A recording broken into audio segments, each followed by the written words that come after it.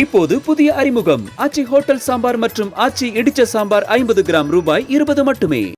தேசிய ஜனநாயக கூட்டணி தன்னிடம் எண்ணிக்கை இருக்கு அப்படின்ற நம்பிக்கை இருக்கிறது, அவர்களுக்கு இருக்கிறது. ஆனால் முயற்சி செய்தால் அதை தடுத்து விடலாமா அப்படிங்கிற ஒரு வாய்ப்பையும் இந்தியா கூட்டணி தலைவர்கள் பரிசீலித்து தான் வருகிறார்கள். அந்த முயற்சி, ஆட்சி அமைக்கிறதுக்கான முயற்சி ரெண்டு தரப்பிலையும் நடக்கிறது என்பதை நம்ம பார்க்கின்றோம்.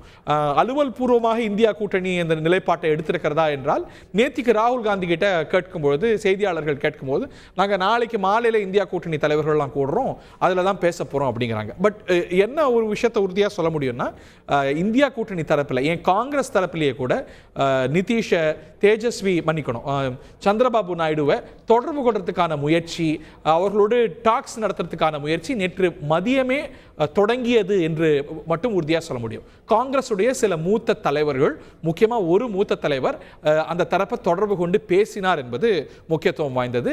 அதே வேளையில் சந்திரபாபு நாயுடு சற்று நேரத்துக்கு முன்பாக செய்தியாளர்கள்ட்ட பேசும்போதும் சரி, அவர் அதற்கு முன்னதாக போட்ட ட்வீட்டிலையும் சரி, என்டிஏ பக்கம் தான் நான் என்று சொல்லியிருக்கிறார். பட் அடுத்த கட்ட நகர்வுகள் இன்னும் அடுத்த சில மணி நேரங்கள் இந்திய அரசியலில் ரொம்ப ரொம்ப முக்கியமானவை.